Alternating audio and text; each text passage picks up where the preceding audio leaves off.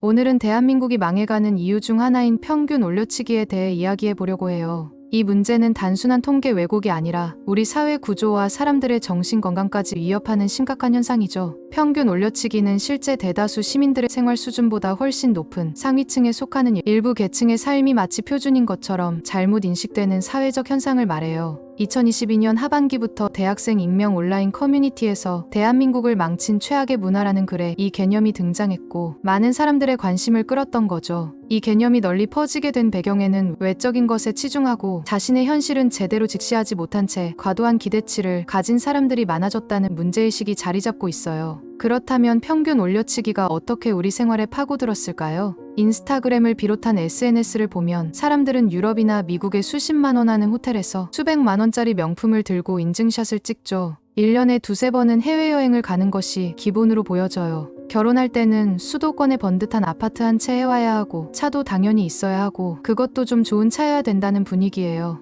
하지만 실상 저렇게 되는 사람이 얼마나 될까요? 통계적으로 보면 대한민국 전체 가구 중에서 자기 집에 살고 있는 비율이 60%밖에 안 돼요. 특히 젊은 세대의 상황은 더 심각한데 30대의 경우 집을 가진 사람이 전체의 25% 정도에 불과합니다. 달리 말하면 30대의 4분의 3은 집이 없는 거죠. 인스타그램에서 흔히 보이는 서울에 25평 아파트가 있고 중형차가 있고 매년 해외여행을 다니는 사람이 되려면 상위 5% 정도가 되어야 됩니다. 소득과 직업에서도 평균 올려치기는 나타납니다. 인터넷에서는 월 500 이하는 아이 낳을 생각하지 마라 같은 말들이 돌아다니죠. 하지만 조사 결과에 따르면 2024년도에 우리나라 국민들이 한 달에 버는 돈은 대략 312만 원 수준이었죠. 그런데 이 평균 소득도 사실은 함정이 있어요. 고소득자들이 평균을 끌어올리는 경향이 있기 때문이죠. 사람들이 각자 벌어들이는 소득을 기준해서 모든 국민을 일렬로 세웠을 때 정확히 중간에 위치한 사람의 수입, 즉 중위소득은 약 222만 원 수준이었습니다. 그런데 사회적 분위기는 4,500만 원은 벌어야 된다는 느낌이에요. 그러다 보니 222만 원 정도를 버는 진짜 평범한 분들은 자신이 평균 이하라고 생각하게 되죠.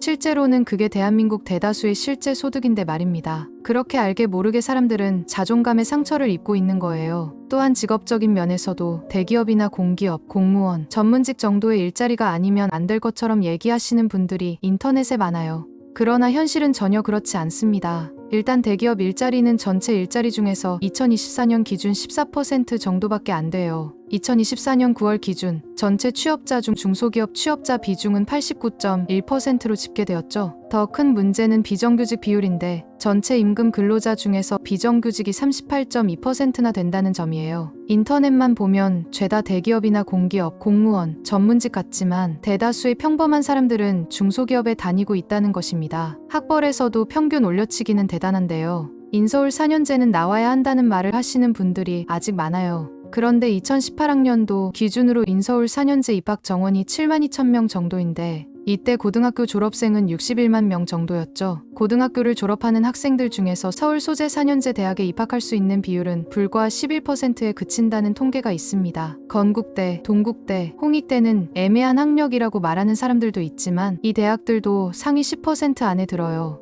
문제는 이런 평균 올려치기가 결혼과 출산에 영향을 미치고 있다는 점입니다. 결혼할 때 서울 25평짜리 집은 기본이고 프로포즈는 최고급 호텔에서 1,000만 원 이상 써야 하고 배우자의 직업은 최소 대기업이나 공기업은 다녀야 하는 상황이죠. 하지만 현실은 절대 그렇지가 않은데 말입니다. 그러다 보니 30대의 절반 가까이가 미혼 상태이고 특히 30대 남자는 미혼 비율이 이미 절반을 넘었어요. 심지어 이 미혼 인구는 계속 증가하고 있으며 아예 결혼을 포기한 사람들도 속출하죠. 이렇게 결혼이라는 제도 자체가 무너지고 있고 평범이나 평균과도 거리가 멀어지고 있는 상황입니다. 그렇다면 노년의 삶은 어떨까요? 자식들 대학 보내고 취직시키고 시집 장가 보내고 손주 봐주고 여행 다니는 것이 평범한 노년의 모습처럼 그려지고 있는데요. 하지만 앞서 보았듯이 대학 잘 가는 자녀가 드물고 좋은 일자리에 취업하는 자녀가 드물고 결혼도 안 하려는 추세죠. 게다가 편하게 여행 다니려면 노후 준비가 잘 되어 있어야 하는데 노후 준비가 잘 돼 있다고 대답한 비율이 10%가 안 됩니다. 보통이라고 대답한 사람이 38%대, 안 돼 있다고 답한 사람이 52%대를 차지하고 있죠. 노인 빈곤율도 40% 정도로 OECD 국가 중 최상위권을 기록하고 있어요. 노인의 절반 가까이가 빈곤층이라는 현실이죠. 이 평균 올려치기는 수많은 사회적 문제들을 일으키고 있습니다. SNS에 매일 올라오는 사람들의 화려한 삶과 평균에 대한 왜곡된 인식은 사람들에게 나만 뒤처지는 건가?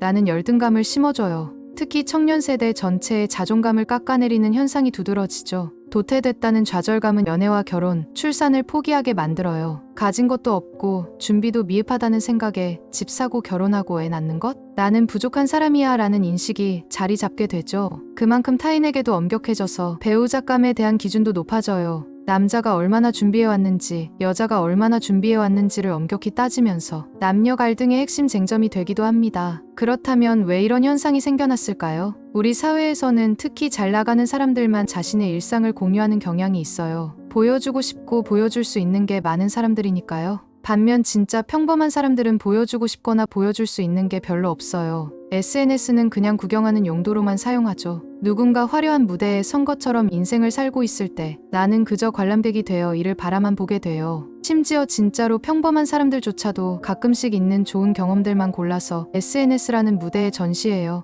그래서 미디어나 SNS에는 잘 사는 이야기만 노출되고 거기서는 모두가 그렇게 살고 있기 때문에 그 모든 게 평범하게 보이고 표준이 되고 있어요. 이런 왜곡된 평균 인식은 사람들에게 엄청난 심리적 부담을 줍니다. 과도하게 상향 평준화된 평균값이 마치 실제 현실적으로 맞는 통계치라고 생각하는 순간 현재 자신의 삶과 비교하면서 심한 좌절감이나 열등감에 빠지게 되죠. 심하게는 자기혐오나 우울감을 불러오기도 해요. 남과의 지나친 경쟁의식이 뼛속부터 자라기 시작한 우리나라의 경우 비교 문화나 남의 눈치를 보며 자기 주제를 파악하려는 관성은 쉽게 바뀌지 않죠. 그렇다면 우리 사회에서 보통의 일상을 살아가는 사람들이 뒤처진 사람이나 낙오자처럼 여겨지는 이 기묘한 상황을 바꾸려면 무엇부터 시작해야 할까요? 먼저 평균에 속지 말아야 해요. 진실은 평균 뒤에 숨어 있다는 사실을 기억해야 하죠. 통계를 볼 때 평균값만이 아니라 중앙값과 분포도 함께 살펴봐야 해요. 그리고 평균보다 위가 아니라 나에게 맞는 행복을 추구하는 문화를 만들어야 합니다. 남들과의 비교가 아닌 자신의 과거와의 비교를 통해 성장을 측정하는 방식으로 말이죠.